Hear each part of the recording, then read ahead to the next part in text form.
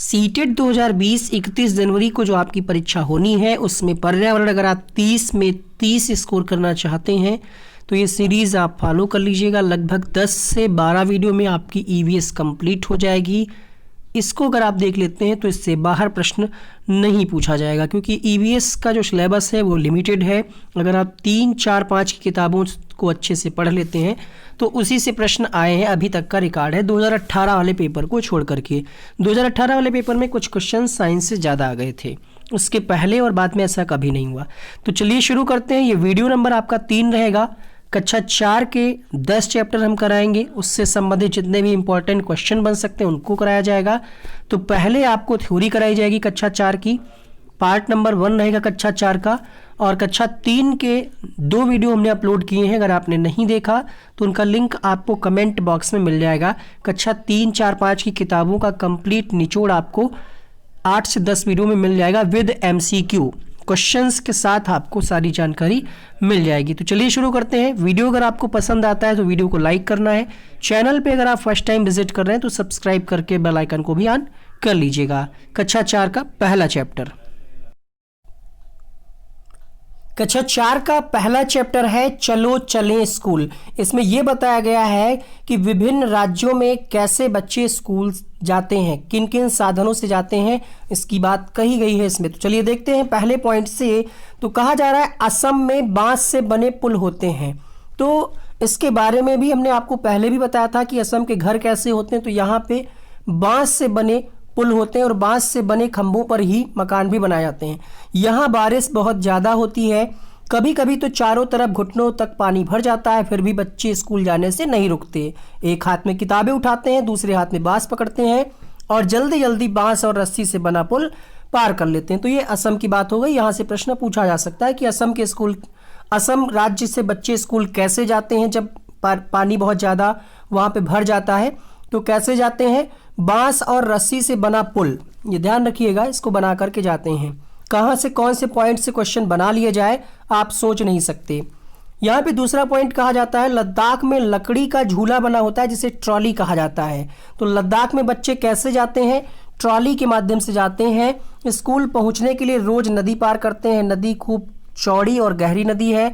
नदी के पार जाती हुई मजबूत लोहे की रस्सी होती है, यह दोनों तरफ से भारी पत्थरों या पेड़ों से कसकर बंधी रहती है।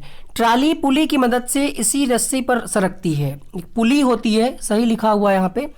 आपने देखा होगा कुएं जो होते थे पहले, उस पे पुल टाइप में ऐसे वो रहता था, उसी पे रस्सी सरकती है। 4-5 बच्चे एक ट्राली में बैठ सकते हैं और नदी के उस पार पहुंच सकते हैं। सीमेंट का पुल, सीमेंट के पुल कैसे होते हैं आपने देखा ही होगा। ये सीमेंट, ईंट और लोहे के सरियों से बनाए जाते हैं। पुल पर चढ़ने उतरने के लिए सीढ़ियां भी होती हैं। बल्लम क्या है? तो केरल, ठीक है, इसका संबंध आपसे ऐसे पूछ सकता है कि बल्लम का संबंध किससे है। तो बल्लम केरल के कुछ भागों में बच्चे पानी को पार करने के लिए बल्लम, लकड़ी की बनी छोटी नाव को ही बल्लम कहते हैं। तो ये कहाँ मुख्यतः है? केरल में, ठीक है। और स्कूल पार करते हैं इसी के माध्यम से बच्चे, छोटी नाव में बैठ करके, इसी को बल्लम कहा जाता है जो छोटी नाव होती है। ऊंट की गाड़ी तो रेगिस्तान, राजस्थान में पाई जाती है, क्योंकि यहाँ पे रेगिस्तानी इलाका है, यहाँ दूर दूर तक रेत ही रेत नजर आती है। दिन में तो रेत खूब तपती है। बच्चे ऊंट गाड़ी में बैठ करके स्कूल जाते हैं। तो क्वेश्चन आप समझ सकते हैं कैसा पूछा जाएगा। क्वेश्चन पूछा जाएगा कि निम्नलिखित में से कौन सा विकल्प सही नहीं है, ठीक है। ये एक ऑप्शन दे दिया, एक ए ऑप्शन दे दिया और एक असम वाला ऑप्शन दे दिया, और लद्दाख वाले ऑप्शन में कहीं कुछ घुमा दिया कि लकड़ी का बना झूला हो सकता है, यहाँ पे कह दे कि लोहे का बना झूला होता है जिसको ट्राली की जगह पे कुछ और नाम दे दिया जाए। तो ये विकल्प गलत हो जाएगा। ऐसे प्रश्न पूछा जाता है। तो प्लीज आप इन सारी चीजों को याद रखिएगा कि असम में कैसा होता है, लद्दाख में कैसा होता है, ऐसे ही प्रश्न बनेगा। मैदानी इलाके की बात करें तो यहाँ पे बच्चे बैलगाड़ी के माध्यम से स्कूल जाते हैं और धूप होती है तो छतरियाँ ऊपर खोल लेते हैं।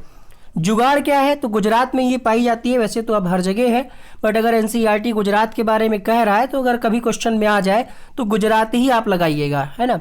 गुजरात में पाई जाती है, एक गाड़ी का नाम है, ऐसे यहाँ पे आप देख सकते हैं, ये है जुगाड़। आगे मोटरसाइकिल का इंजन और पीछे ठलिया वगैरह होता है, लकड़ी का फट्टा होता है। स्कूल पहुंचने के लिए बच्चों को घने जंगल से निकलना पड़ता है।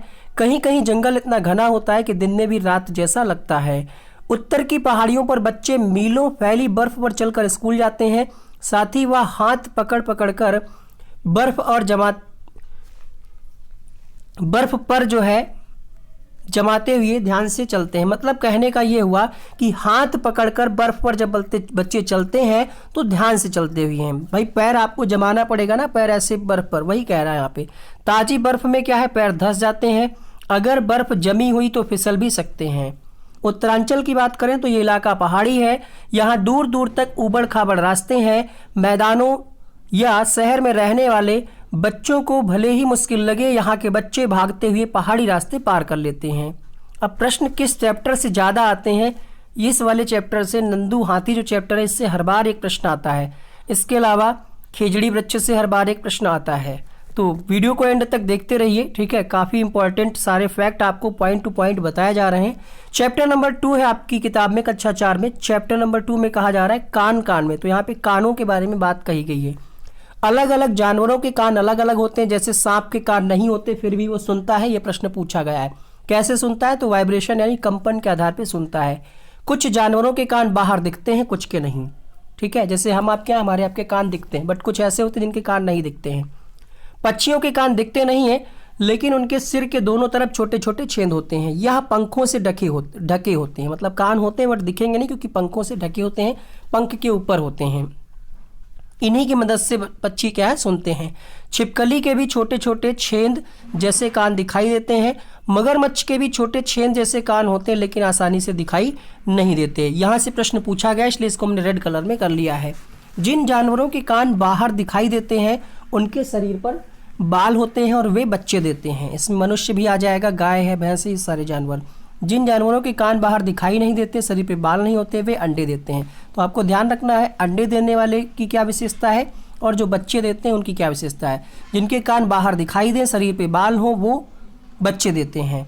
बहुत साल पहले धरती पे डायनासोर थे, अब नहीं है, फिल्मों पुस्तकों में मिलते हैं। चैप्टर नंबर 3, एक एक पॉइंट आपकी जुबान पे रटा होना चाहिए। एक बड़ा हाथी एक दिन में 100 किलोग्राम से ज़्यादा पत्तियां झाड़ियां खा लेता है। 100 लिखा है मतलब 100। अगर क्वेश्चन आता है अगर वहाँ पे 150 दिया है या 110 दिया है तो वो गलत हो जाएगा, ध्यान रखिएगा। हाथी बहुत कम आराम करता है, कितने घंटे, 2 से 4, मतलब 2 से 4। अगर ऑप्शन में कहीं 6 से 8 दिया हुआ है कि हाथी 6 से 8 घंटे आराम करता है या बहुत ज़्यादा आराम करता है तो वो विकल्प गलत हो जाएगा। हाथी को पानी और कीचड़ में खेलना भाता है, इससे क्या उसके शरीर को ठंडक मिलती है। हाथी के कान भी पंखे की तरह होते हैं, गर्मी लगने पर हाथी अपने कान हिलाकर हवा करता है। 3 महीने का जो हाथी होता है उसका वेट कितना होता है, 200 किलोग्राम। अगर कहीं ऑप्शन में 100 किलोग्राम दिया है या 300 किलोग्राम दिया है वो गलत होगा, भले ही वो बात सत्य हो, लेकिन अकॉर्डिंग टू NCERT वो विकल्प गलत होगा। हाथियों के झुंड में केवल हथनी और बच्चे ही रहते हैं। झुंड की सबसे बुजुर्ग हथनी पूरे झुंड की नेता होती है। एक झुंड में 10 से 12 हथनियाँ और बच्चे होते हैं। हाथी 14 से 15 साल तक एक झुंड में रहते हैं, फिर झुंड को छोड़ देते हैं, अकेले रहने लगते हैं। झुंड में जब तक रहते हैं तब तक सारे काम एक साथ मिलकर के करते हैं। खाने की तलाश में घूमना, नहाना, खेलना, ये सब साथ में करते हैं। यहाँ से भी प्रश्न पूछा गया है, बगुला भैंस पर बैठता है क्योंकि बगुला तथा भैंस में कौन सा संबंध है, तो सहजीवी का संबंध है। चैप्टर नंबर 4 आ जाता है अमृता की कहानी। राजस्थान में जोधपुर के पास खेजड़ी गाँव है। इस गांव में खेजड़ी के बहुत पेड़ थे। तो अगर आपसे पूछ ले, मान लिया 4 ऑप्शन दे देगा, पूछ लेगा खेजड़ी के बारे में कौन सा विकल्प गलत है। अब अगर वहाँ पे दे दिया है कि खेजड़ी गांव असम में है या बिहार में है तो विकल्प गलत हो जाएगा। खेजड़ी गांव कहाँ है, राजस्थान में है, ध्यान रखिएगा, ठीक है। पेड़ों को कटने से बचाने के लिए गांव के 300 से भी ज़्यादा लोगों ने पेड़ों से लिपट करके जान दे दी थी। और विश्नोई यहाँ के लोग कहलाते हैं जो जानवरों की रक्षा करते हैं। रेगिस्तान में होते हुए आज भी ये इलाका हरा भरा है। जानवर बिना किसी डर के इधर उधर घूमते हैं। खेजड़ी वृक्ष कहाँ पाया जाता है, तो ये रेगिस्तान इलाके में खूब पाया जाता है। इसे ज़्यादा पानी की ज़रूरत नहीं होती। अगर ऑप्शन में दे रहा है कि इसे ज़्यादा पानी की ज़रूरत होती है तो वो विकल्प गलत हो जाएगा, और ऐसे ही प्रश्न आपकी परीक्षा में आता है। इसकी छाल जो है दवा बनाने के काम में आती है। इसकी लकड़ी को कीड़ा नहीं लगता। इस पेड़ की फलियों, मतलब इसके पेड़ की फलियों से सब्जी भी बनाई जाती है, और इसकी पत्तियाँ वहाँ के जानवर खाते हैं। इसकी छाया में बच्चे खेलते भी हैं। बच्चों को बड़े और जानवरों, कीड़ों मकोड़ों के बारे में जानकारी प्राप्त करने के लिए प्रेरित किया जा सकता है। मतलब टीचर का कार्य है कि टीचर क्या करे, प्रेरित करे, मोटिवेट करे कीड़े मकोड़ों की जानकारी प्राप्त करने के लिए। चैप्टर नंबर 5 है अनीता की मधुमक्खियाँ। बिहार के मुजफ्फर जिले में बुचाहा गांव स्थित है। तो आपसे पूछ सकता है कि बुचाहा गांव कहाँ से संबंधित है। डायरेक्टली नहीं पूछेगा, 4 ऑप्शन बना करके पूछेगा कि बिहार के बारे में सही कथनों को पहचानिए या गलत कथनों को पहचानिए।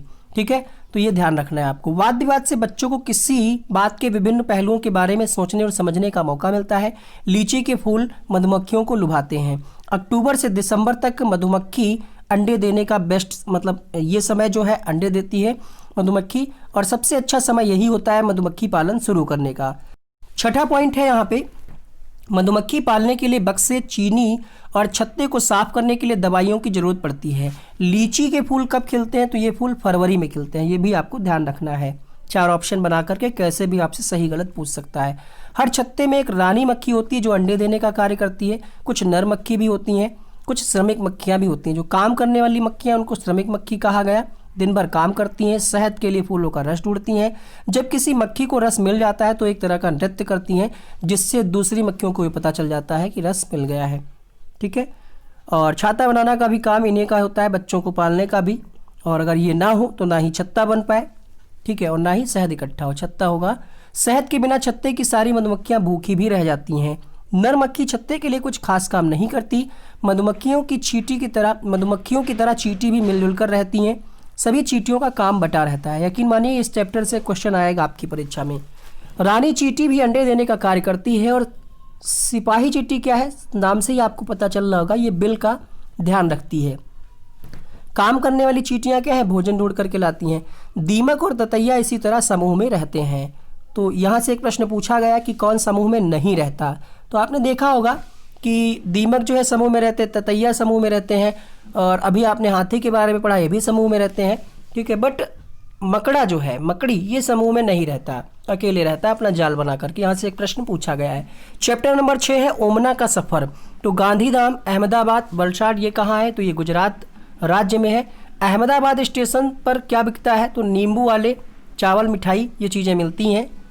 और वलसाड स्टेशन पर खाने बेचने की चीज़ें, चाय, बटाटा, बड़ा पूड़ी और ठंडा दूध बेच रहे थे। ये आपको ध्यान रखना है। यहाँ से भी एक प्रश्न पूछा गया है, आपको कराया जाएगा। कोझीकोड कहाँ है, तो केरल में। अब आपसे पूछ सकता है निम्नलिखित में से कौन सा कथन गलत है। एक ऑप्शन इसमें से बना ले, एक ऑप्शन बिहार के एक गांव से बना ले, और एक ऑप्शन आपका राजस्थान से बना ले। तो ये आपको याद होना चाहिए, पता नहीं कैसे प्रश्न आपसे पूछ लिया जाए। यहाँ पे बात कही जा रही गुजरात के निकटवर्ती राज्य हैं मध्य प्रदेश, राजस्थान, दमनदीप, दादरा नगर हवेली, और केरल के निकटवर्ती। हालांकि मैप के लिए आपको एक अलग से वीडियो दिया जाएगा जिसमें मैप से सारे क्वेश्चंस करा दिए जाएंगे कि कौन कौन से किसके निकटवर्ती राज्य हैं। चैप्टर नंबर 7, प्रश्न संख्या चैप्टर नंबर 7 है मड़गांव जो है ये गोवा राज्य में है। तभी कह रहे हैं सभी राज्यों से संबंधित जितनी भी चीज़ें एनसीईआरटी से वो याद कर लीजिएगा। अगर आप गोवा से केरल जाएंगे रेल के रास्ते तो कितनी सुरंगें, 92, और कितने पुल, 2000 पुल पड़ेंगे। उडुपी स्टेशन का एक नाम है, यहाँ पे इडली बड़ा बिक रहा था, तो ये नॉर्मल सी बात है। केरल में नारियल के पेड़, चावल की भी खेती होती है। यहाँ के ज़्यादातर लोग सफ़ेद या क्रीम रंग की सूती धोती और साड़ियाँ पहनते हैं। मलयालम में वलियम्मा किसको कहते हैं, माँ की बड़ी बहन को यानी मौसी को, और अमूमा कहते हैं अपनी माँ की माँ को, मतलब नानी को। यहाँ पे कुछ भाषाएं दी हैं, जैसे मलयालम है, केरल और लक्षद्वीप में बोली जाती है। कोंकणी को अब यहाँ से दे सकता है, घुमा सकता है कि एक यहाँ पे गलत दे दो और आपसे पूछ ले निम्नलिखित में से कौन सा सुमेलित नहीं है। तो ये आपको याद होना चाहिए, फिर आप कह नहीं सकते कि अरे ये तो हमने पढ़ा ही नहीं था, आपकी गलती है। ये आप याद करिए, कन्नड़, कर्नाटक, गुजरात, ठीक है, मराठी, महाराष्ट्र। चैप्टर नंबर 8 है नानी के घर तक। तो यहाँ पे कुछ जानकारी दी जा रही है रेल टिकट के बारे में। उससे पहले कहा जा रहा है कि केरल में पानी के दूसरी तरफ जाने के लिए फेरी का इस्तेमाल किया था। तो ये फेरी का संबंध किससे है, केरल राज्य से है। रेल टिकट पे क्या क्या जानकारी होती है, ट्रेन का नंबर होता है, सफ़र शुरू होने की तारीख होती है, बर्थ का नाम होता है और किराया होता है। और रेलवे टाइम टेबल से हमें बहुत सी जानकारी मिलती है। यहाँ पे देख लीजिएगा, रेल टिकट पे व्यक्ति का नाम नहीं होता है, ये भी आपको ध्यान रखिएगा, क्योंकि एनसीईआरटी में कहा जा रहा है कि नहीं होता है मतलब नहीं होता है। हो सकता है आप ऑनलाइन टिकट बुक करते हो, उसमें आपका नाम आ जाता हो, है ना, तो उस पर नहीं जाना, जो एनसीईआरटी कह रहा है उस पर जाना है। ट्रेन का नंबर, सफ़र शुरू होने की तारीख, बर्थ नंबर और किराया, नाम नहीं है, ध्यान रखिएगा। रेलवे टाइम टेबल में हमें बहुत सी जानकारी मिलती है, जैसे ट्रेन किस समय से किस समय पहुंचेगी और किस समय स्टेशन छोड़ेगी, कितनी दूरी तय करेगी आदि। ओमना ने नगर कौल एक्सप्रेस ट्रेन से सफ़र किया।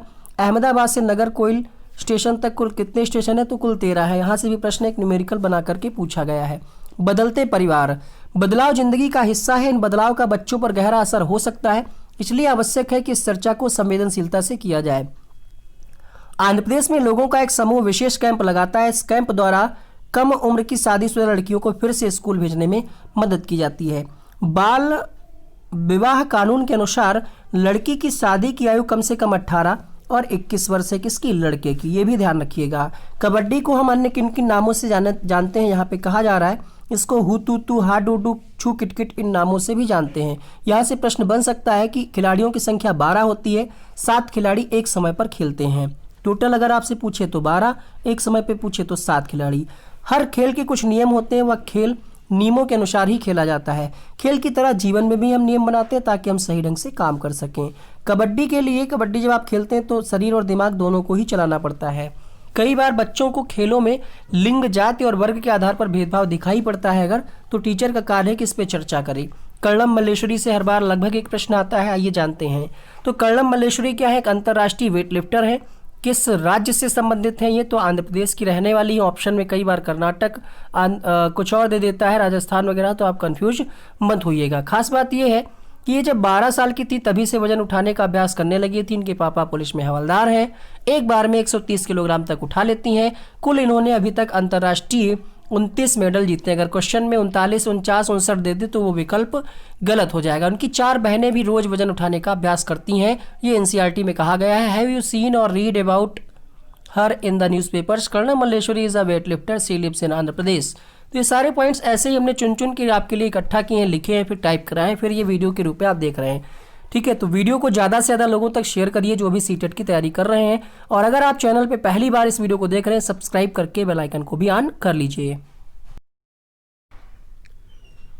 नंदू हाथी जो आपने पढ़ा चैप्टर नंबर 3 में, उसमें से देखिए किस तरीके से प्रश्न पूछा गया है। 3 से 4 प्रश्न हम आपको करा रहे हैं यहाँ पे हाथियों के बारे में, किस तरीके से घुमा फिरा करके प्रश्न पूछा गया है, ताकि ये समझ पाए कि आने वाले एग्जाम में कैसे क्वेश्चंस को घुमा करके आपसे पूछा जा सकता है। कहा जा रहा है निम्नलिखित में से सत्य कथन चुनिए। पहला ऑप्शन है हाथी गंदले पानी में खेलना पसंद करते हैं क्योंकि इससे उनके शरीर को ठंडक मिलती है। सत्य कथन चुनना है तो जो भी सही ऑप्शन है हम टिक करते चलें। दूसरा ऑप्शन है अधिकांश हाथी दिन में 10 घंटे आराम करता। हमने आपको बताया था कि हाथी 10 घंटे आराम यानी ज़्यादा आराम नहीं करता, तो ये गलत हो गया। 3 महीने के हाथी के बच्चे का वजन लगभग 200 किलोग्राम होता है। कई बार ये 2 क्विंटल लिख देता है, 2 क्विंटल, तो उससे आपको कंफ्यूज नहीं होना, ये बात भी सही है। अधिकांश बड़े हाथी एक दिन में लगभग 100 किलोग्राम पत्ते या झाड़ियाँ खा लेते हैं। अब यहाँ पे देखिएगा कौन सा आपको ऑप्शन सही लग रहा है। तो यहाँ पे हमने आपको ये दूसरा ऑप्शन गलत हटा दिया। अब आपके पास बचा पहला, तीसरा और चौथा, जो कि है यहाँ पे ऑप्शन नंबर 3 में। इसलिए इसका जो फाइनल आंसर होगा वो होगा फर्स्ट, थर्ड और फोर्थ।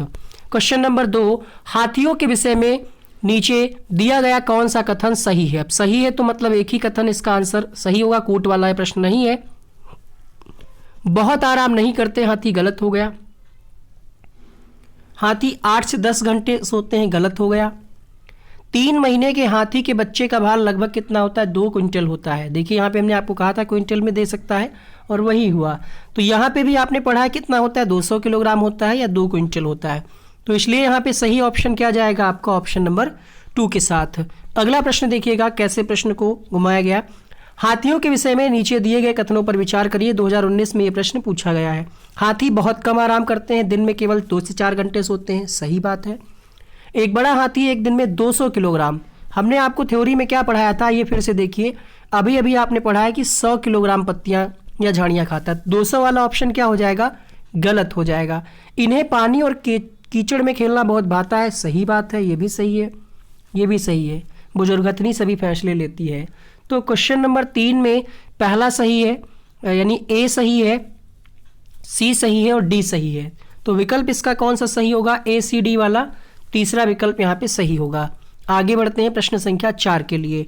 हाथियों के झुंड के बारे में सही कथन चुनिए।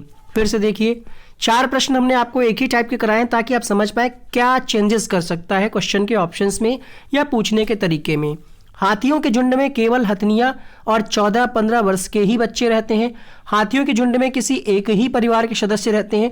झुंड की सबसे बुजुर्ग हथनी ही, ये बात तो सही है, ठीक है। तो क्वेश्चन नंबर 4 में आपको पूछना क्या, बताना क्या सही कथन है। और आपको यह भी ध्यान रखना है कि ऑप्शन जो दिए हैं ये दो दो करके दिए हुए, मतलब कोई ऑप्शन ऐसा नहीं है जिसमें ए बी सी तीनों सही दिया हो या ए बी सी डी चारों सही दिया हो। तो क्वेश्चन नंबर 4 अगर आपने आंसर इसका सोचा है कि ए और सी सही है तो बिल्कुल सही है। ठीक है, 14-15 वर्ष के बच्चे रहते हैं और झुंड की सबसे बुजुर्ग हथनी ही पूरे झुंड की नेता होती है। ये कोई जरूरी नहीं कि एक ही परिवार के सदस्य हों। ठीक है, और यहाँ पे आप हाथियों के बारे में फैक्ट को पहले ही पढ़ चुके हैं, फिर से आपको यहाँ पे हम दिखाई दे रहे हैं, पढ़ लीजिए सारे फैक्ट को। 5वां प्रश्न आपके सामने, निम्नलिखित में से सही कथनों को चुनिए। जिन जानवरों के बाहरी कान व शरीर पर बाल होते हैं वे बच्चे देते हैं। जिन जानवरों के बाहरी कान व शरीर पर बाल नहीं होते वे अंडे देते हैं। जिन जानवरों के बाहरी कान व शरीर पर बाल नहीं होते वे बच्चे देते हैं। तो यहाँ पे आपको सही कथन चुनना था और सही कथन इसमें से आपने चुन लिया होगा। पहला और दूसरा सही, यानी ए और बी सही है। तो आंसर क्या होगा यहाँ पे? Option number 4। बगुला भैंस पर बैठता है क्योंकि, क्यों बैठता है? बगुला मनोरंजन के लिए भैंस पर बैठता है। भैंस बगुले को एक स्थान से दूसरे स्थान तक आने जाने में मदद करती है। बगुला भैंस को डराना चाहता है, बल्कि क्या है, बगुला और भैंस में सहजीवी का संबंध है। सहजीवी का मतलब होता है इसमें दोनों का फायदा हो रहा है। बगुला जो है भैंस पर बैठ रहा है तो बगुले को उसका भोजन मिल रहा है। भैंस की क्या है, उसकी पीठ साफ हो रही है, जो भी कीड़े मकोड़े हैं वो खा रहा है बगुला। तो यहाँ पे सहजीवी का संबंध है। निम्नलिखित में से कौन अंतरराष्ट्रीय ख्याति प्राप्त वेटलिफ्टर हैं? सुनीता विलियम्स, बछेंद्री पाल, सूर्यमणि और कर्णम मल्लेश्वरी। प्रश्न संख्या 7 आपके सामने आंसर होगा। प्रश्न संख्या 7 के लिए यहाँ पे कर्णम मल्लेश्वरी। आइए देखते हैं इस तरीके से प्रश्न एक और कैसे पूछा जा सकता है। ये भी प्रीवियस ईयर में ही पूछा गया है। कर्णम मल्लेश्वरी के विषय में नीचे दिए गए कथनों पर विचार कीजिए। पहला ऑप्शन है, वह अंतर्राष्ट्रीय ख्याति प्राप्त भारोत्तोलक वेटलिफ्टर हैं। वह कर्नाटक की हैं। उसने अपने नाम बहुत सारे रिकॉर्ड बनाए हैं। देखिए, सबसे पहली बात, ये कर्नाटक की नहीं है तो ये गलत हो गया। भारोत्तोलक है, सही है। रिकॉर्ड बनाया, सही है। 12 वर्ष की थी, सही है। तो यहाँ पे ए सही है, सी सही है और डी सही है। कौन सा ऑप्शन होगा यहाँ पे? पहला ऑप्शन, 8 का पहला विकल्प सही होगा। है कहाँ की ये आप लोग कमेंट बॉक्स में बताइएगा। प्रश्न संख्या 9, जब कोई ट्रेन द्वारा अहमदाबाद से केरल की यात्रा करता है तो वह अनेक सुरंगों को पार करता है। ये सुरंगें कहाँ हैं? अरावली, पश्चिमी घाट, पूर्वी घाट या फिर विंध्याचल। क्वेश्चन नंबर 9 सही जवाब मिलेगा प्रश्न संख्या 9 के लिए, ये है पश्चिमी घाट पर्वतों में। ऑप्शन नंबर 2 सही होगा। ट्रेन से अहमदाबाद से केरल यात्रा करते समय थालघाट ये सुरंगें पार करनी पड़ती हैं और ये कहाँ है? तो ये पश्चिमी घाट में है। ये भी पॉइंट को ध्यान रखिएगा। गोवा से केरल तक रेल के रास्ते में 92 सुरंगें और 2000 पुल पड़ते हैं। बाकी एक्स्ट्रा फैक्ट यहाँ पे आप पढ़ सकते हैं। क्वेश्चन नंबर 10 है, निम्नलिखित में से कौन सा कीट मधुमक्खियों की भांति बस्ती में एक साथ नहीं रहता? हमने आपको यही थ्योरी में भी पढ़ाया।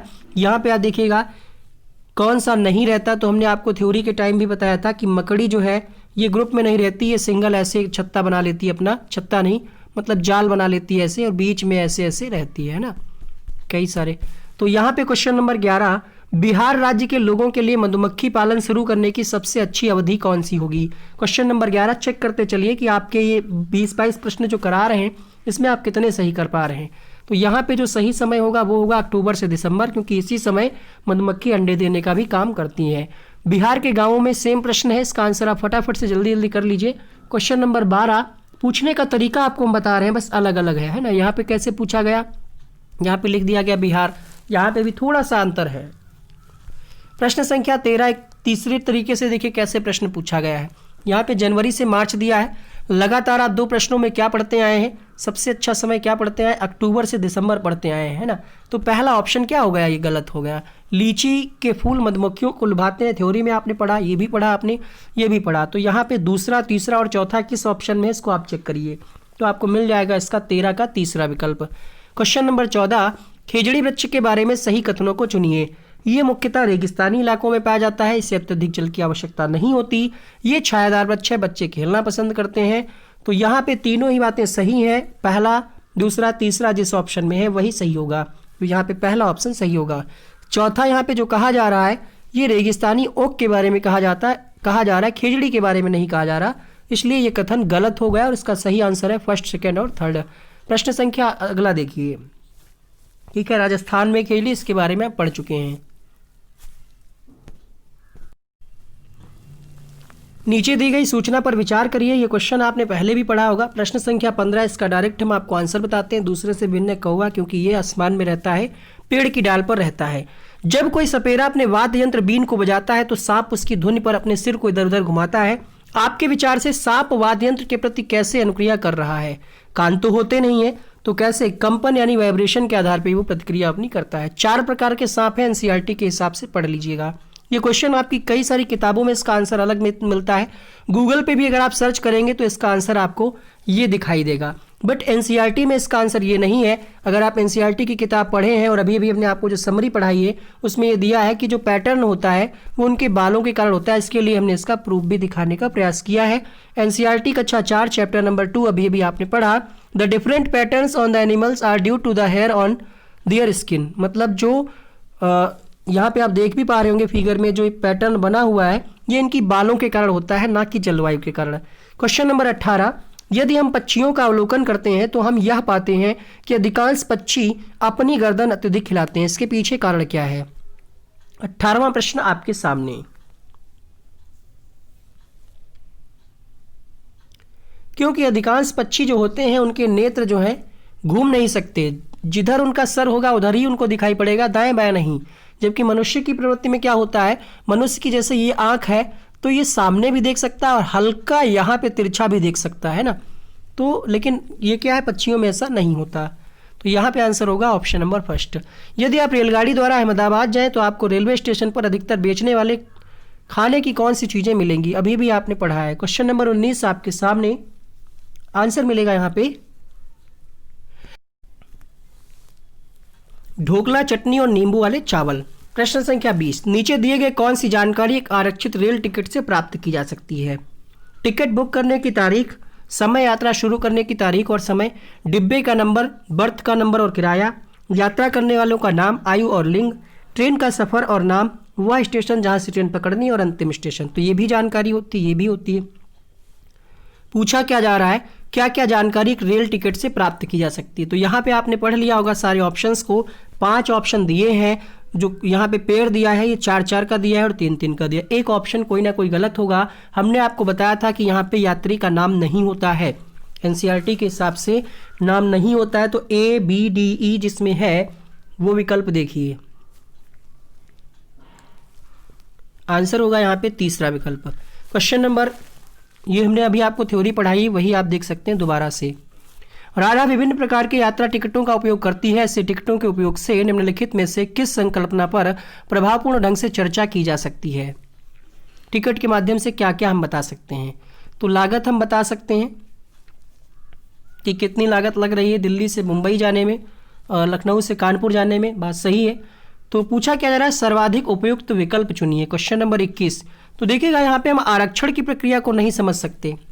ट्रेन टिकट से हम कैसे बता सकते हैं कि आरक्षण क्या है क्या नहीं है? तो ये गलत हो गया। और देखिए, तो यहाँ पे सही ऑप्शन बच रहा है आपका A और C। आंसर जाएगा A और C के साथ। अलग अलग साधनों से यात्रा करने पर यात्रा की लागत भी अलग अलग होती है।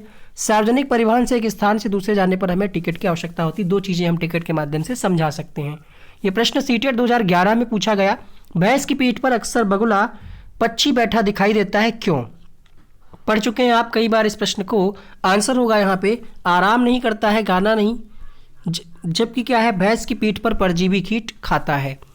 पर्यावरण अध्ययन की पाठ्यपुस्तक में रेलवे टिकट का एक नमूना, इससे क्या होता है, अगर हम रेलवे टिकट से पढ़ा रहे हैं, जो भी आपको थ्योरी पढ़ाई गई है उसी से संबंधित क्वेश्चन कराए गए हैं। अगर आपने थ्योरी के वीडियोज नहीं देखे हैं, प्लेलिस्ट बना दी गई है, ऊपर आई बटन में लिंक होगा, कमेंट बॉक्स में होगा, क्लिक करके देख लीजिएगा।